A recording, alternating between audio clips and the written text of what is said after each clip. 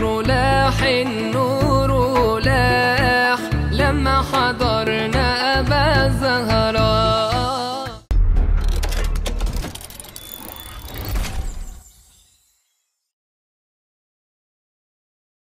السلام عليكم ورحمة الله وبركاته. إلى حضرة النبي المصطفى محمد رسول الله صلى الله عليه وسلم وعلى آله وأصحابه وذريته وأزواجه وأولاده الكرام جميع أوليائك من المشرق إلى المغرب بريا وبحريا مشهوريا ومستوريا أينما كانوا صاحب هذا الكتاب من شرحه ولكل نية صالحة وعلى ما نووا به سلفنا الصالحون. الفاتحة. أعوذ بالله من الشيطان الرجيم.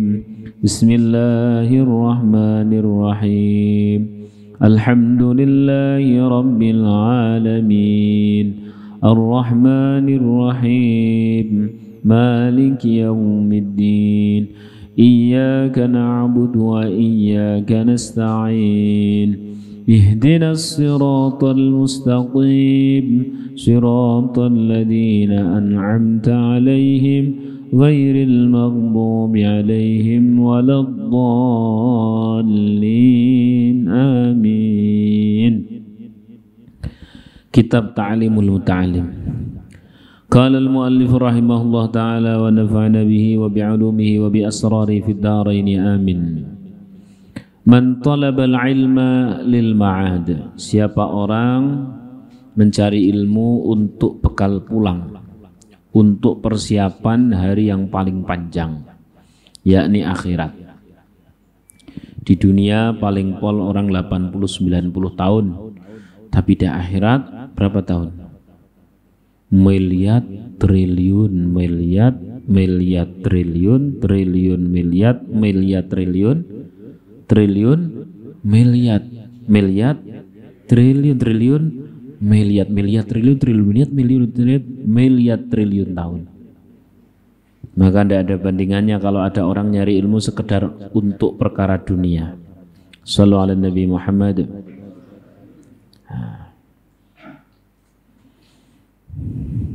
Bentar. Buat laporan yang tidak hadir.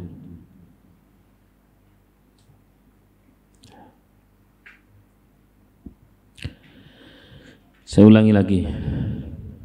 Man talabal ilma lil ma'ad. Siapa orang yang mencari ilmu untuk bekal pulang, yakni di akhirat.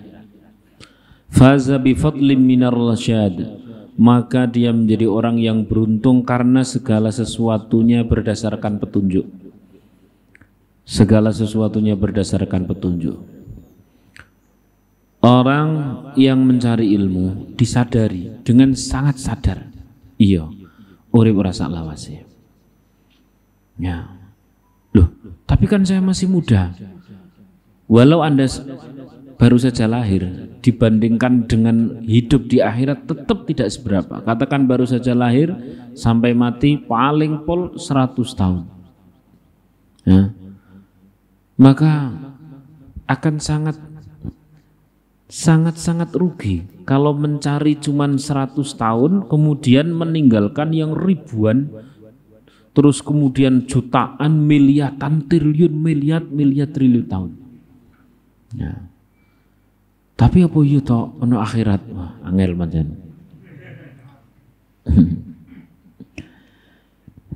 Jawab saja pakai akal yang paling sederhana. Akal yang paling bodoh, wis pokoke wong sing paling bodoh asal waras lho ya.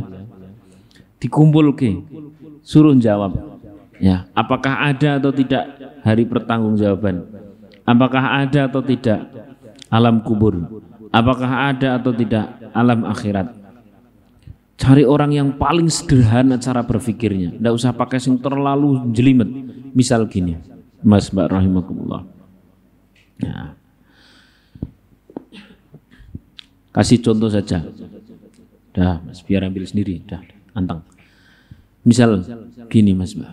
Dulu di Tembalang itu ya, di Tembalang itu ada anak kecil dibunuh oleh perampok. Ya, tahun berapa itu? Anak kecil 2 lagi. Orang tuanya nangis luar biasa. Anaknya mati karena membunuhnya pakai linggis atau apa gitu ya. Kemudian pembunuhnya pun langsung ketangkap dan cepat atau lambat juga mati. Yang dibunuh mati, yang dilinggis itu dianiaya mati, yang membunuh cepat atau lambat juga mati. Yang dibunuh itu sadis banget. Orang tuanya itu sampai benar-benar stres. Ya bagaimana rasanya tuh dia anak balita kok pateni, darah berkucuran dan sebagainya. Yang jadi eyangnya itu sampai tidak bisa ditanya sampai berhari-hari. Luar biasa.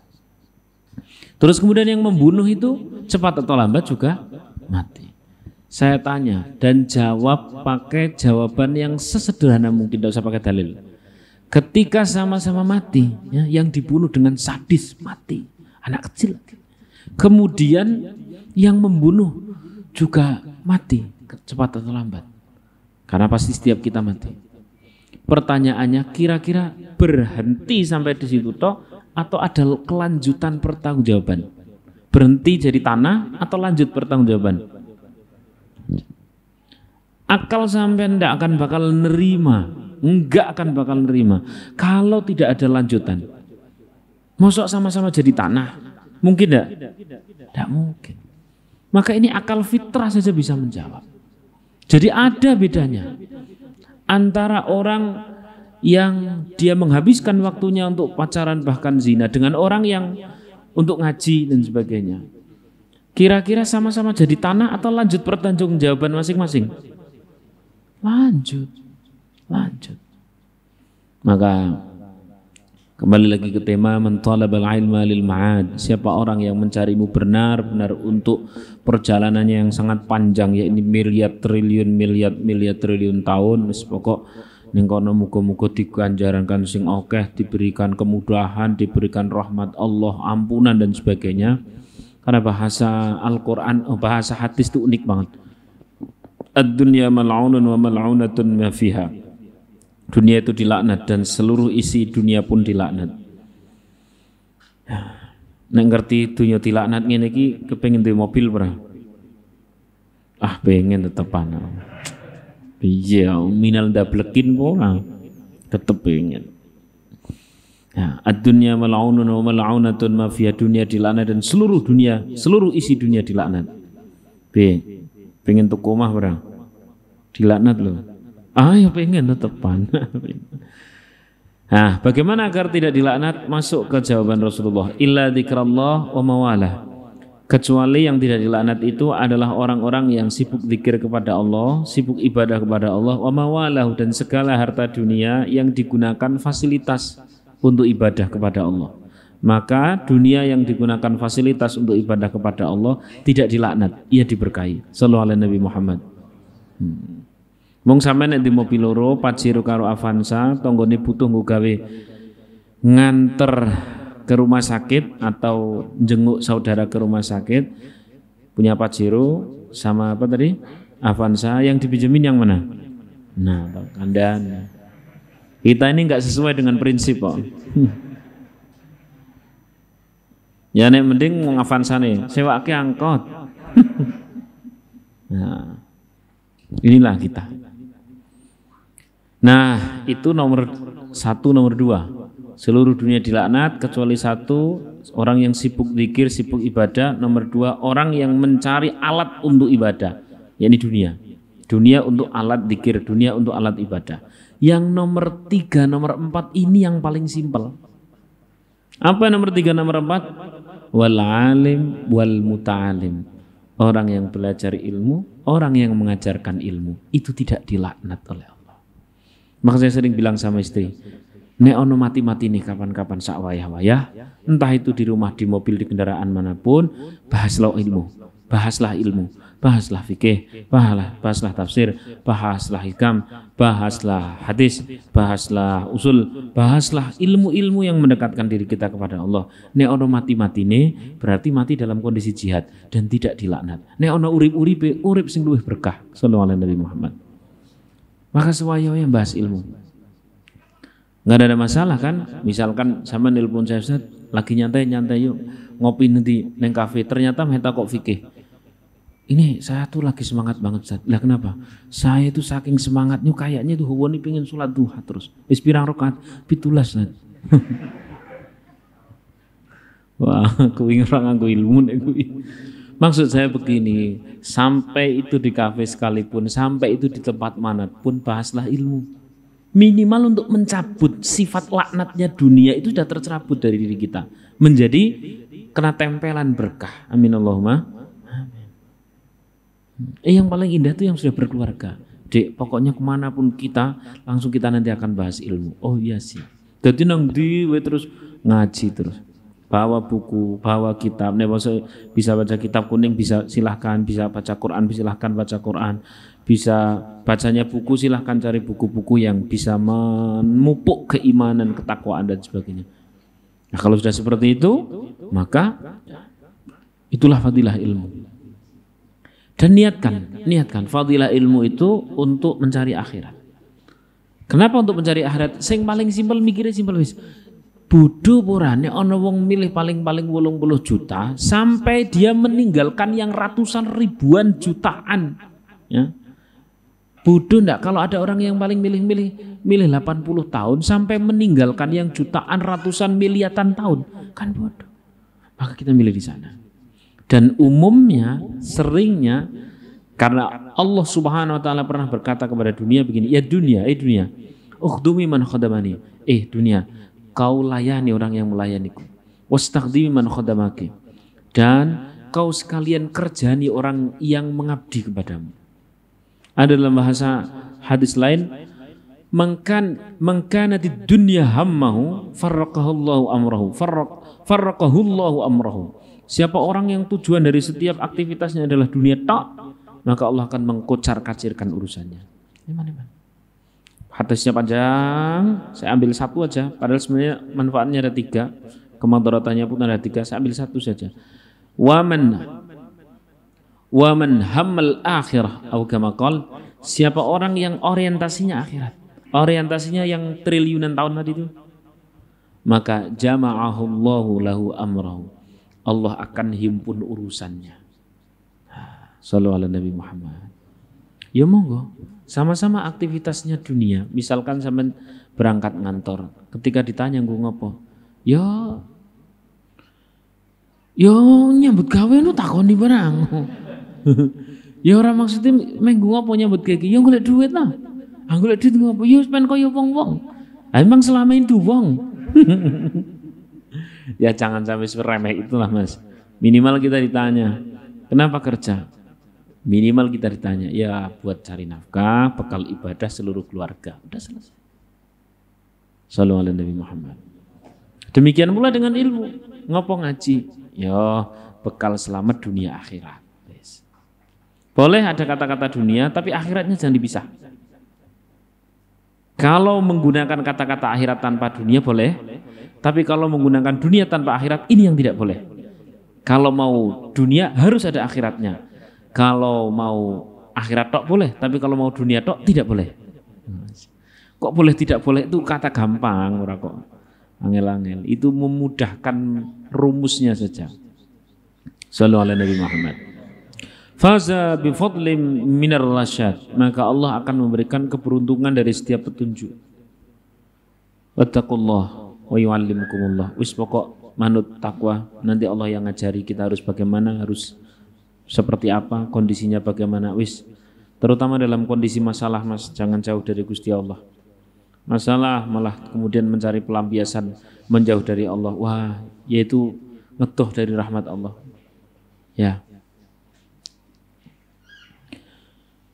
Faya li khusrani talibihi linaini fadlim minal ibadi. Dan kerugian yang teramat rugi bagi orang yang mencari ilmu karena mencari kedudukan di masyarakat. Ya Allah Mas, piye coba ono maca Quran misalkan, nyari ilmu Al-Quran, terus baca Al-Quran, terus tahsin Quran, terima hanya ingin mendapatkan decak kagum, rong glintir koncone, apik yo, wis kita rugi ya. Andaikan yang berdecak kagum orang semekah sekalipun masih rugi. Andaikan yang berdecak kagum, misalkan saya menjadi imam Masjidil Haram sekalipun, terus kemudian hanya ingin mendapatkan decak kagum dari manusia, itu pun masih rugi. Apa maneh mung kepingin mendapatkan pujian rong gelintir menusa, apalagi cuma satu orang, biar mantan nyesel tok. Ngopo maneh kuwi? Sekarang aku sudah bisa baca Quran, mantanku nyesel pura. Iki apa-apaan ini? Ruginya rugi. Anda yang mengagumimu itu orang seluruh dunia sekalipun, masih rugi. Masih rugi. Maka, ayo bareng-bareng ngatur niat. Bareng-bareng ngatur niat. Baca Qurannya tidak mundur, tapi kemudian niatnya yang ditata. Nyari ilmunya tidak mundur, tapi kemudian niatnya yang ditata. Ya, semangatnya tidak tambah kendur, tapi niatnya yang terus ditata. Shallallahu alaihi Nabi Muhammad. Yes. Termasuk untuk nyari like. Termasuk untuk nyari apa? Like. Lain ini kan urusan hati ya. Bukti ini apa? Nek sampean gawe status quote gitu ya. Lek gawe rong dino, begitu launching jret. Sing nge-like wong 3. Loro hati kan? Ini apa-apa. Masya Allah. Allahumma. Redaksi di dalam kitab kuning itu kalau tiba-tiba ada Allahumma, biasanya redaksi setelah itu ada perkara yang sangat penting yang memberikan catatan pada redaksi sebelumnya. Allahumma illa idza talabal jah lil amril bil ma'ruf wan nahyi 'anil munkar wa tanfidil haqqi wa izatiddin. Allahumma, tapi ya Allah, kecuali gitu. Kecuali ya, kalau tadi kan dikatakan untuk mencari dunia, jejak kagum dan sebagainya tidak boleh. Untuk mencari balasan-balasan di dunia itu kan tidak boleh. Untuk mencari keuntungan-keuntungan dunia itu kan tidak boleh. Keuntungan, kemudahan, apapun tentang dunia. Pokoknya asal diberikan di dunia tetap tidak boleh. Tapi Allahumma illa idza talaba, kecuali, ternyata ada pengecualian. Nah, pengecualian ini penting banget. Idza talabal jah, mencari kewibawaan, mencari kewibawaan. Yang kewibawaan itu pun ada tujuannya. Lil amri bil ma'ruf wan nahyi 'anil munkar wasyiar. Untuk syiar Islam.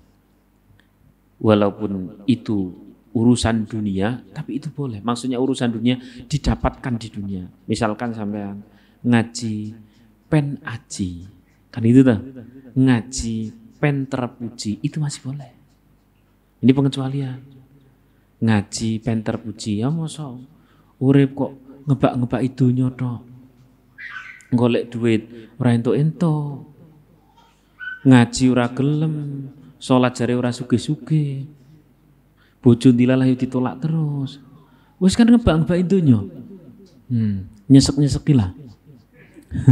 Lah terus bayi minimal begini Mas, Mbak. Kau jadi orang yang pintar. Kau jadi orang yang hafal Quran. Kau jadi orang yang mengerti hadis. Ini air Mas. Ini air nih misal. Air. Kalau isinya air putih di keran, itu harganya sangat murah. Begitu sudah masuk penyulingan menjadi mahal. Begitu ini air ternyata air Zam-Zam, harganya mahal atau mahal banget? Mahal banget. Ini otak Mas.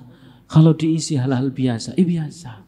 Kalau diisi yang luar biasa, luar biasa. Kalau diisi hal yang paling mulia di seluruh dunia akhirat, yakni Al-Quran, maka pasti mulia. Sallallahu alaihi Nabi Muhammad. Malam dituruninya perkara mulia yakni Al-Quran menjadi malam paling mulia, Lailatul Qadar. Jadi bulan diturunkannya, ditempeli Al-Quran menjadi bulan yang paling mulia, namanya bulan Ramadan. Manusia yang dituruni Al-Quran, perkara yang paling mulia, maka menjadi manusia termulia, yakni Sayyidina Muhammad sallallahu alaihi. Kita orang biasa, kemudian nempel Quran, ditempel terus tiap hari tidak mau lepas, tempel terus maka kita yang biasa menjadi turut mulia. Menjadi turut mulia. Lah kemuliaan seperti itu didapatkan di dunia boleh atau tidak? Boleh. Asar al-jah, kemuliaan tersebut lil amri bil ma'ruf wan nahyi 'anil munkar ay wasyiar, yakni dalam rangka mensyiarkan, memberikan petua, memberikan nasihat. Boleh. Maka kata Imam Hanafi, orang kalau ahli ilmu bajunya yang bagus, baunya yang wangi. Buat apa? Bukan menghormati orangnya, tapi menghormati karena ditempeli ilmu-ilmunya Allah. Maka zaman kalau ngaji, yos roto ono pitoni sidik, kalau nek dong pas lagi tulan, yo tambahi sidik-sidik lah, minimal apalah tadinya celananya pendek menjadi panjang. Tadinya pendek tapi jangan buka aurat ya, pendek sing sebawah lutut itu, pendek apa namanya? Nah, terus kemudian dipanjangkan. Ketika kok ternyata ndak bawa ya pakai sarung. Syukur-syukur pakai peci. Tapi saya ndak pakai peci, ndak apa-apa. Kalau pakai peci memang kenapa? Yo minimal lem yang ngelirak-ngelirik atau isin. Dia kan menjadi rem ya, menjadi rem ya. Minimal yang ngelirik peci kuda. Kan gitu. Pakai sarung ya. Minimal pada saat mau berbuat maksiat ada remnya. Jadi kita membuat auto izin, ya, auto izin, auto malu gitu ya, minimal begitu. Tapi bagi yang tidak berpeci, yang pakai celana pun asal menutup aurat boleh, silahkan. Nah, terus wa izaziddin, dan untuk memuliakan agama Islam. Masa orang Islam bodoh-bodoh. Ya sing izin Islame. Maksudnya kita mengenyek Islamnya. Tapi kalau orang Islam itu cerdas-cerdas, yang akademisi ada, yang jadi dokter, profesor ada, yang jadi kiai ada, sekalinya jadi orang biasa ternyata dia juga setiap hari hafal Quran dan sebagainya. Ini nanti yang maju Islamnya. Shallallahu alaihi Nabi Muhammad. Insyaallah. Maka zaman Mas, Mbak, kelak kalau sudah punya anak, kasihlah pesan. Nah, nanti hafal Qurannya. Lah kenapa? Ya sebagai orang Muslim itu tidak boleh kosong otaknya. Harus ada isinya. Dan isinya yang paling bagus. Lah Bapak gimana? Lah itu dia.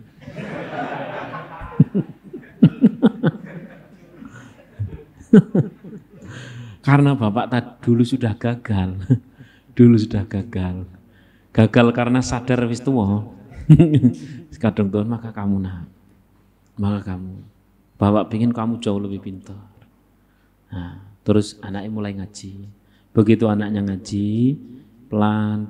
Ternyata ngaji kitab Ta'limul Ta'lim. Pak, kata kitab Ta'limul Ta'lim dan kata pas guru nerangkan, ternyata syarat orang yang pingin punya anak yang alim, pingin punya anak yang ahlul Quran, ternyata orang tuanya itu harus hormat sama ahli ilmu. Lah itu, aku just tahu ngaji. Itu sepakat insya Allah, matching. Tapi silahkan cari Mas, di bumi mana silahkan cari. Kalau ada orang pingin anaknya hafal Quran, tapi dia tidak punya hormat sama orang hafal Quran, dia cari kesalahan orang yang hafal Quran. Silahkan cari Mas. Orang yang mau memondokkan anak, tapi orang tuanya tidak punya hormat sama gurunya. Padahal satu huruf mestinya 1000 dinar dia harus bayar untuk anaknya. Dia tidak punya hormat, malah ngerasani nang buri, malah menggunjing di belakang bersama keluarganya atau bersama siapa. Allah punya 1000 cara untuk agar gagal ini anak menghafal Quran. Naudzubillahi min. Maka kelak Mas, nek sampean wis duwe bojo ya. Ini hanya pengandaian. Ya orang lah. Tunggu ya, jangan pengandaian. Kelak Mas ya, Mbak semuanya, ketika sampean pingin anaknya hafal Quran, itu nyaris tidak bisa. Kalau tidak nyantri itu nyaris tidak bisa. Mesti harus netep. Karena Quran itu harus nempel 24 jam. Itu baru syarat pertama. Syarat nomor 2, panjenengan sendiri, sampean sendiri Mas Mbak, harus punya hormat, harus punya ta'zim, harus mampu men-skip kekurangan-kekurangan orang ahli ilmu. Karena sepanjang masih manusia, mau itu orang hafal Quran dan bukan itu Nabi, maka pasti punya kekurangan. Lah kalau fokus pada kekurangan sementara anak sampean mondok, Allah punya 1000 cara untuk anak itu tidak kerasan di pondok. Cetha wela-wela, jelas? Jelas atau belum ini? Jelas. Tapi kalau sampean sudah punya hormat sama orang ahli ilmu, hormat sama habaib, hormat sama orang yang hafal Quran, hormat sama orang yang ahli dalam majelis ilmu, pokoknya dia orang yang diamanai ilmu, sampean tahu menghormati, terus kemudian memuliakan, mengkhidmati dan sebagainya. Benar Mas, bukan untuk kiainya itu, hormat itu, bukan untuk habaibnya, justru untuk sampean. Itu kalau dinilai ketika sampean punya anak hafal Quran, bayarannya itu miliaran tuh. Suruh nuker menjadi mobil yang harganya 2 miliar, boleh? Tidak boleh. Ternyata syaratnya adalah sampean khidmah, sampean hormat, husnudzon kepada pihak guru. Ini mumpung ketemu saja saya sampaikan. Karena terlalu sering masuk di DM, dung.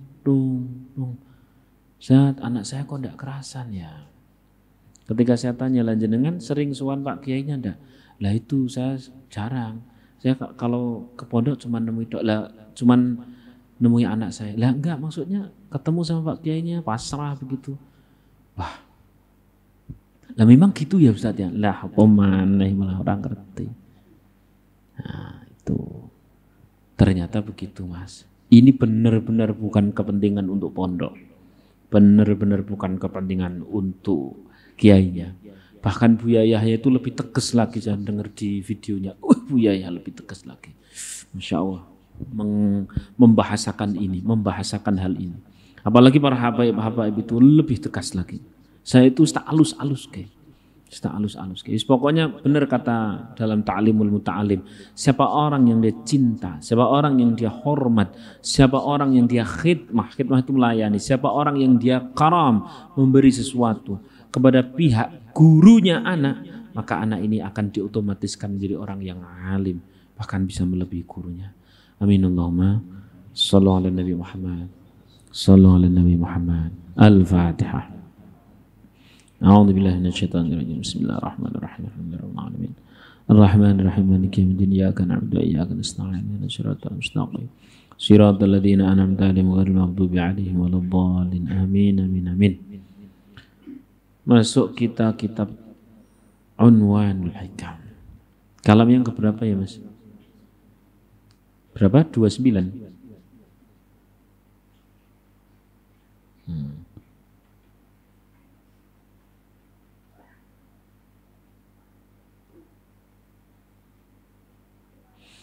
Bismillahirrahmanirrahim.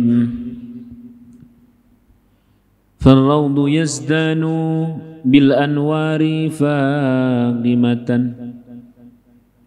Sebagaimana taman yang berhias dengan bunga-bunga yang semerbak, indah dan baunya wangi.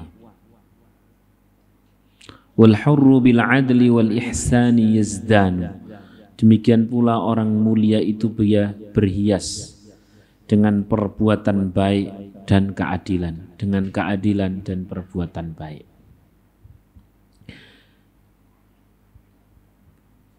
Ini diibaratkan oleh Syekh Abdul Fath Al-Busti bahwa orang mulia itu persis seperti orang yang sebagaimana taman.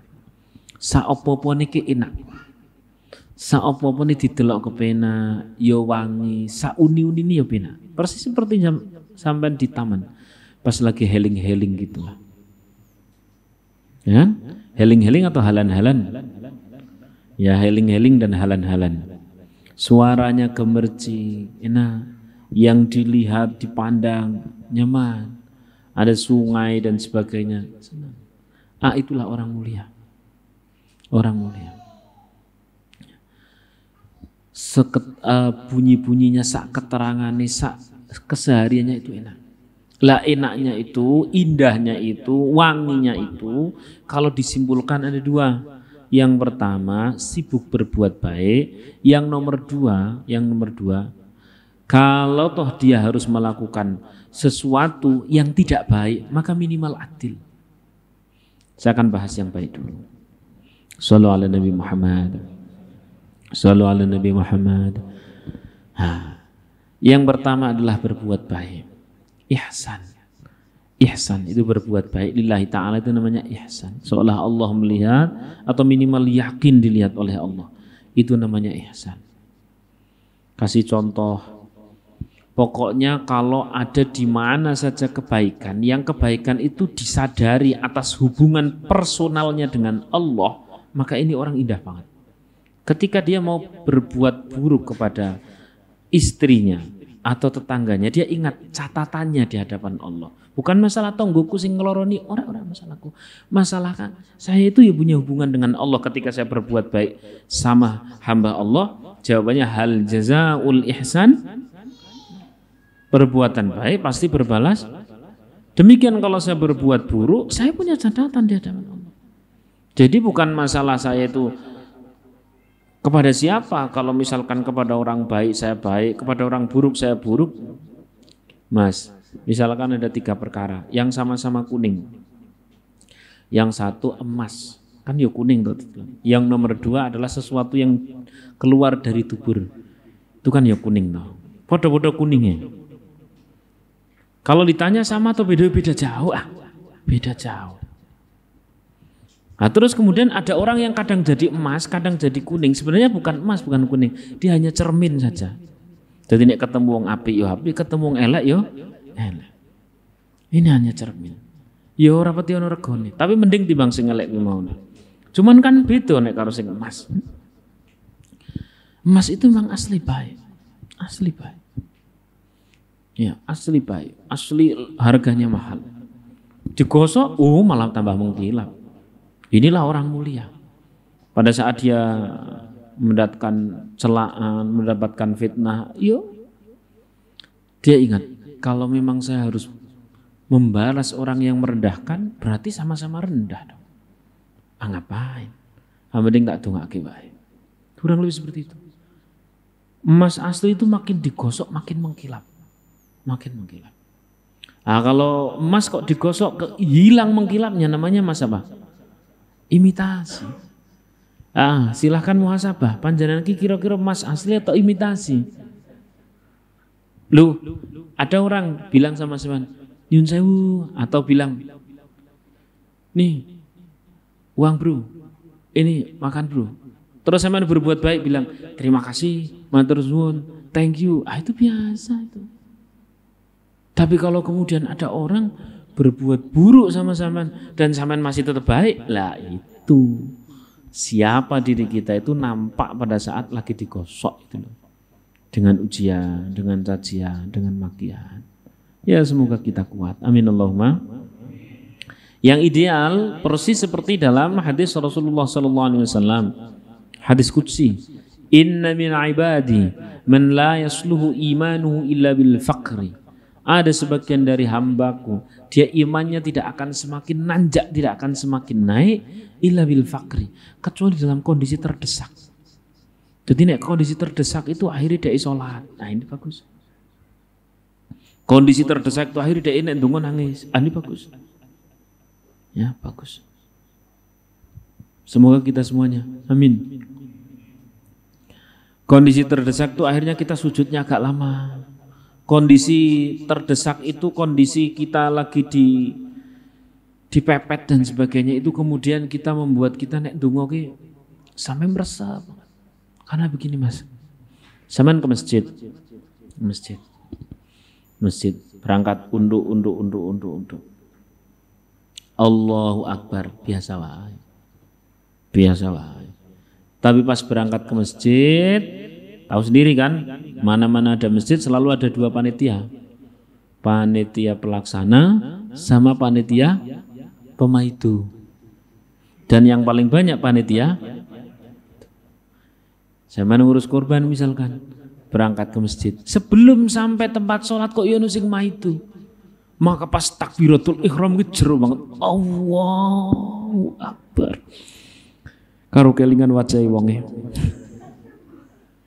Pas sujud, ya Allah, hanya Engkau, cukup Engkau yang tahu ya Allah, bahwa saya tidak ngambil uang, bahwa saya ini tidak seperti meresep benar. Kalau sampai khusyuk dari situ, kalau sampai naik derajatnya dari situ, kalau sampai tergosok dari situ, kemudian terus semakin dekat dengan Allah, akhirnya derajat naik, akhirnya dicintai oleh Allah, maka saya tanya, orang tersebut yang membuat jengkel, dia itu sebenarnya orang yang jengkeli atau orang yang berjasa? Berjasa atau jengkeli? Berjasa jengkeli. Berjasa atau jengkeli? Intinya berjasa atau jengkeli? Jasa. Kita akan ucapkan apa? Alhamdulillah, terima. Itulah Mas. Itu Mas itu. Itu Mas. Syekh Utsman Al-Hari. Ya. Utsman Al-Hari. Beliau dites sama anak muda. Ada anak muda dengar, ada seorang syekh namanya Syekh Utsman Al-Hari. Beliau adalah ahli riyadhatun nafsi. Beliau ahli melatih jiwa untuk senantiasa dekat dengan Allah. Maka anak muda ini kepingin berguru, namun anak muda ini kepingin ngetes dulu. Cara ngetesnya bagaimana? Menjadi tetangganya. Pas menjadi tetangganya, itu anak muda ngetes ya Utsman. Ya Utsman, ta'al. Utsman, datang sini. Datang saya Utsman. Duduk. Ya Utsman, ana la ahtaju minkum. Ana la ahtaju minkum. Aku ini tidak butuh kamu. Siapa yang nyuruh kamu ke sini? Pulang. Pulang. Panggil lagi ya Utsman. Kali ini saya benar manggil. Datang. Begitu datang lagi, pulang. Sampai 30 kali, Mas. Coro sampan pas peng 30 gawake apa?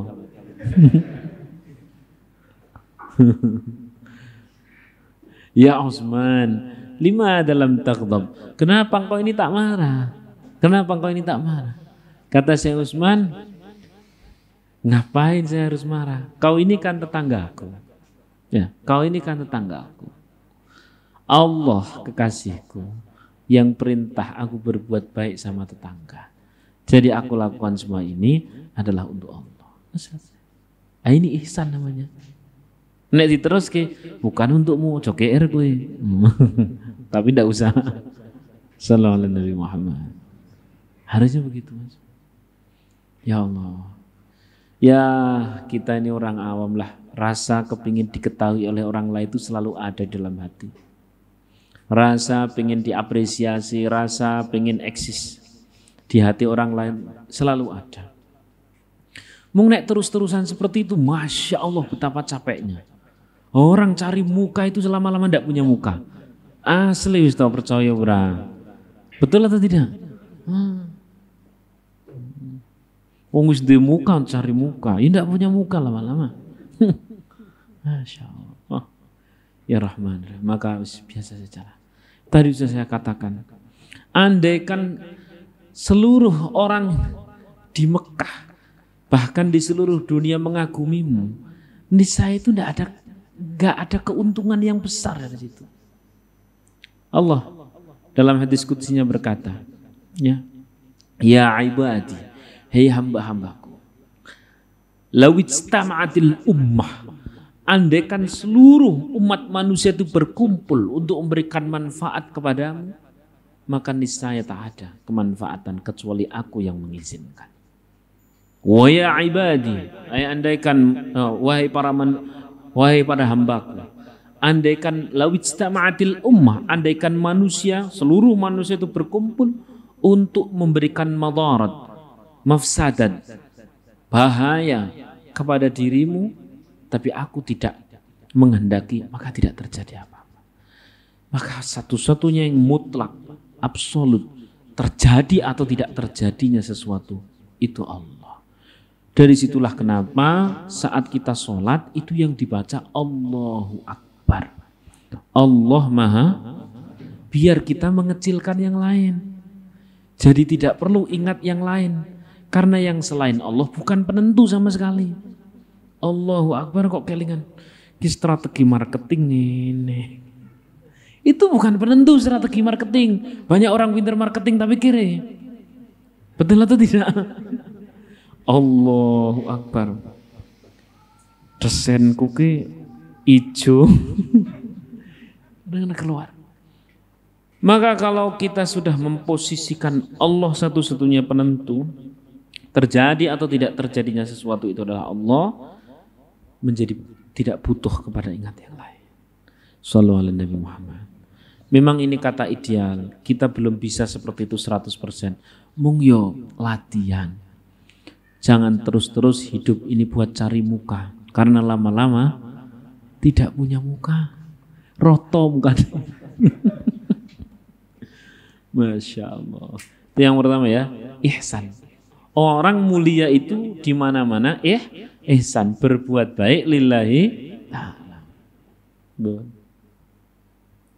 Oh, yang pertama. Tadi saya katakan ada 2 orang mulia. Kriterianya, 1 ihsan, nomor 2 wal adl, adil. Kalau toh memang harus membalas, maka balaslah dengan adil. Mung ini sulit, Mas. Sebenarnya Islam memperkenankan ketika zaman didolimi seseorang kemudian membalas asal seimbang, asal adil, boleh. Tapi budaya serang balas itu selalu tidak adil.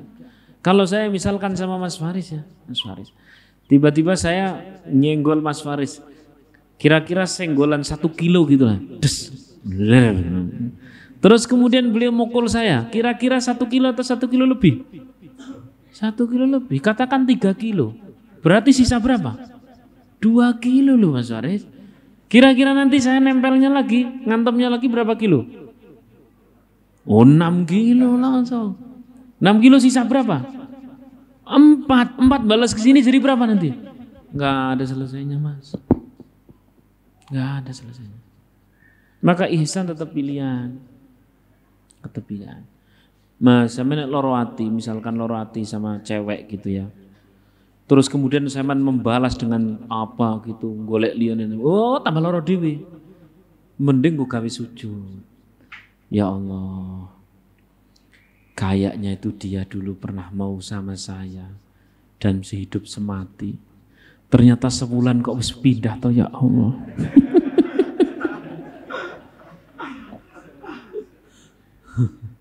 Apa kehidupan ini jadi 1 bulan saja ya? Malah putus asa. Maka emas itu makin digosok makin bersinar. Minimal bersinar hati kita untuk eling karo Gusti Allah. Ya Allah. Iya ya. Memang kabeh dadi ora dadi tergantung panjenengan ya Allah. Dari situ saya tak sujud aja lah ya. Soal nanti dia kembali kepadaku, ya alhamdulillah. Kalau tidak, ayo kembalikanlah ya Allah.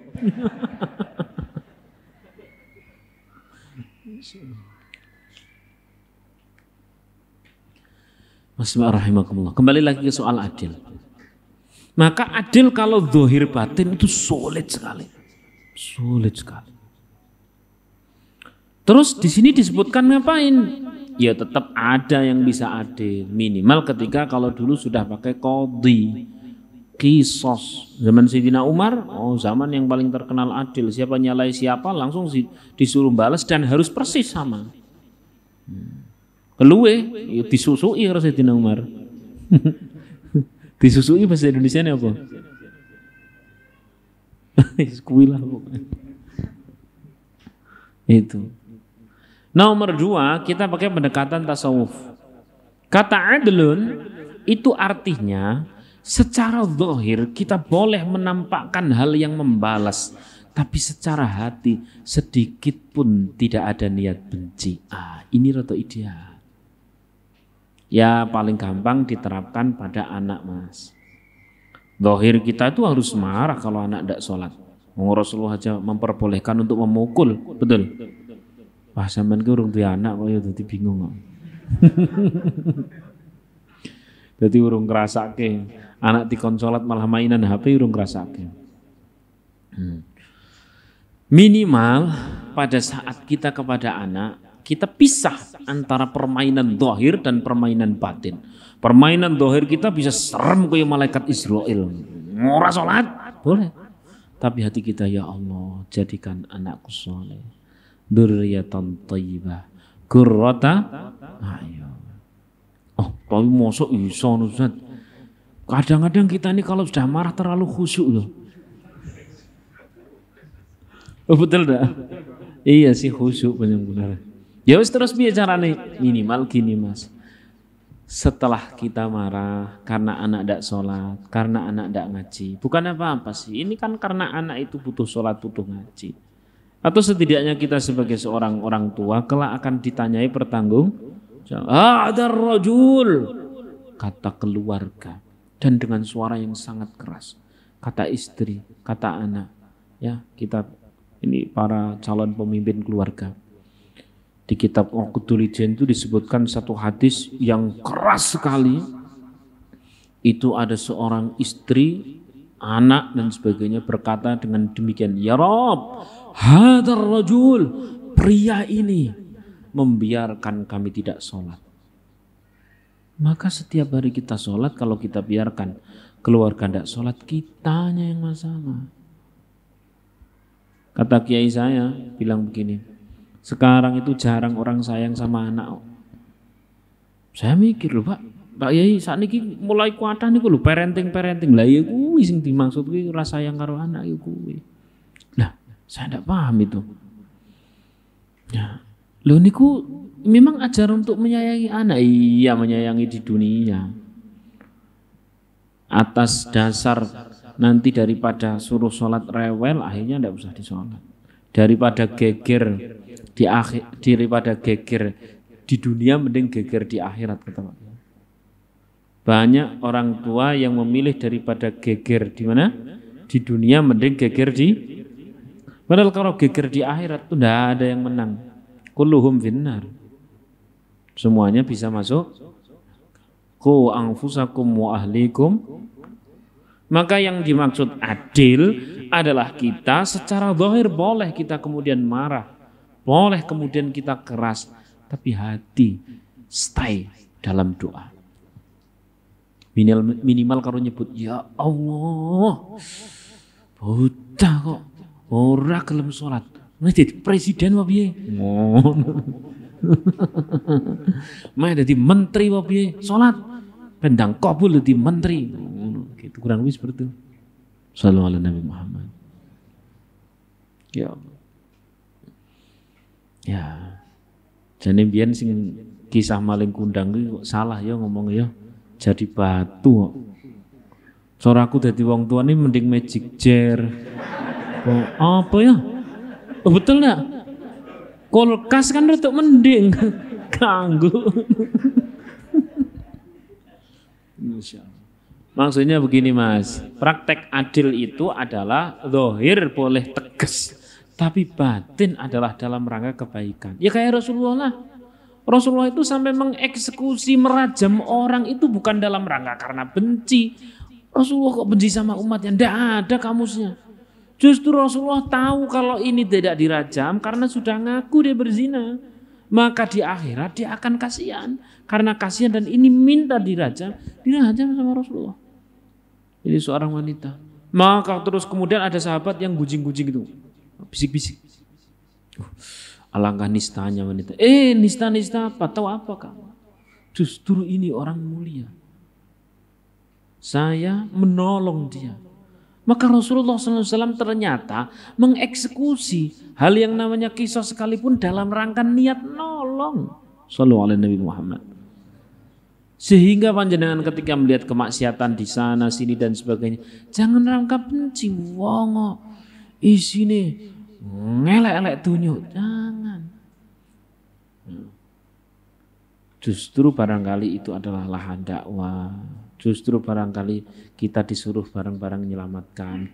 Pada saat misalkan ada orang teman tidak sholat nih, teman masih suka ngopi jahat, langsung gliyeng.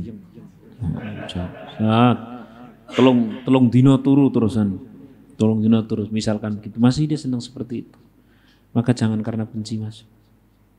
Wah iki mending tak habis jangan.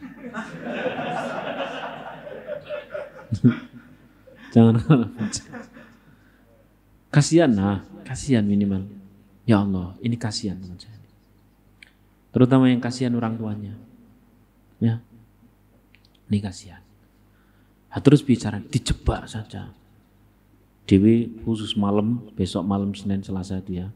Senin malam Selasa kita minum-minum. Di mana? Di hotel orang tanggung. Masa? Iya. Begitu tekan gini, loh, di kono minum lagi. Kabar ini. Itu namanya jebakan. Sallallahu alaihi Nabi Muhammad. Dalam rangka nolong. Ya, dalam rangka nolong. Demikian yang dapat saya sampaikan. Jadi kalau toh memang harus adil, adil itu zahirnya boleh tegas, proporsional lah bahasa yang lain, proporsional. Adil zahirnya boleh tegas, tapi hatinya tetap kasih sayang, dakwah, doa. Sing paling gampang doa lah, sing paling gampang doa. Al-Fatihah. A'udzubillahi minasyaitonirrajim. Bismillahirrahmanirrahim. Alhamdulillahirabbil alamin arrahmanir rahim maliki yaumiddin. Iyyaka na'budu wa iyyaka nasta'in ihdinas siratal mustaqim siratal ladzina an'amta 'alaihim ghairil maghdubi 'alaihim waladdallin amin. Ya. Ini arba'in fi ajaibis shadaqah. Dibaca atau tidak? Saya. Bismillahirrahmanirrahim. Haddatsana Ibnu Numair, haddatsana Abi, haddatsana Abdul Malik an Ata'in an Jabir qala qala Rasulullah sallallahu alaihi wasallam. Rasulullah SAW bersabda, "Ma min muslimin ya yaghrisu gharsan." Tidak ada satupun orang muslim yang dia bercocok tanam. Illa kana ma ukila minhu lahu shadaqatan. Kecuali setiap tanamannya yang ia makan itu juga bernilai sedekah. Dimakan loh bernilai sedekah. Nanam. Teksnya nanam. Dan yang ghors itu adalah tanaman yang ditanam di tanah. Jadi ini bukan terus kemudian, saya juga menanam, nanam apa? Nanam bocah ning kono lho, piye to maksudmu? Habis itu dimakan sendiri lagi. Ya.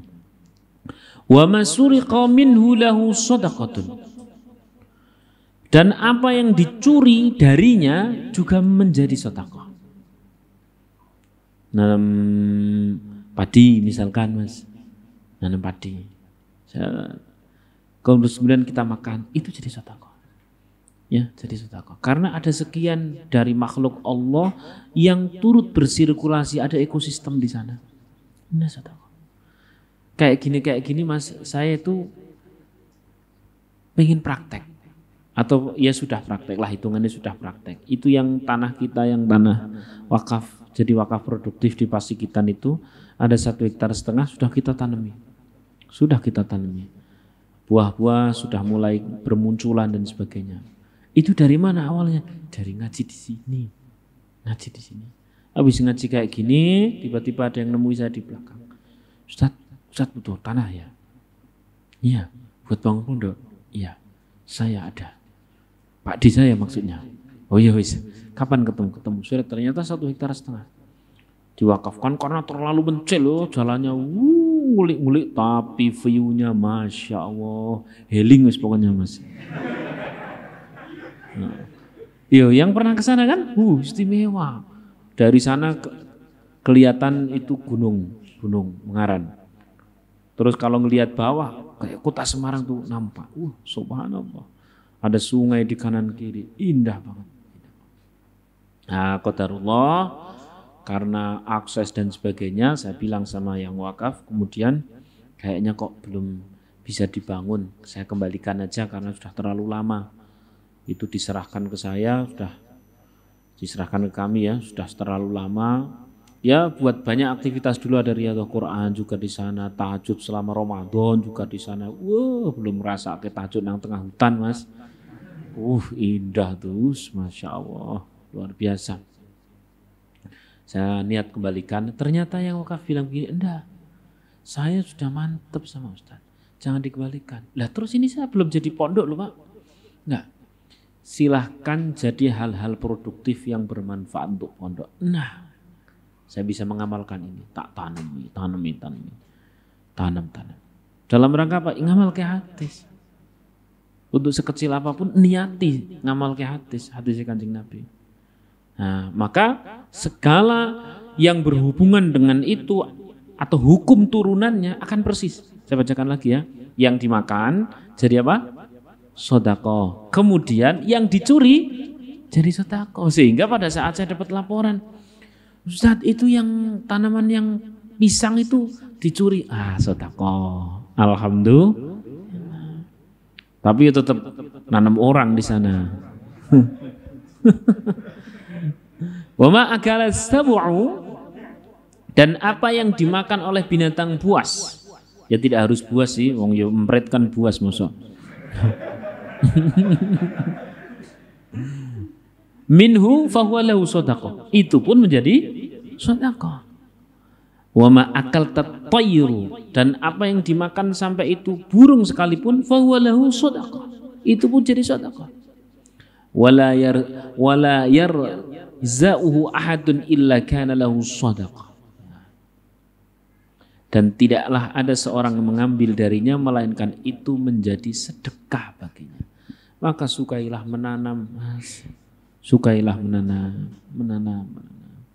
Sampean punya tanah kecil itu masih nganggur, tanami.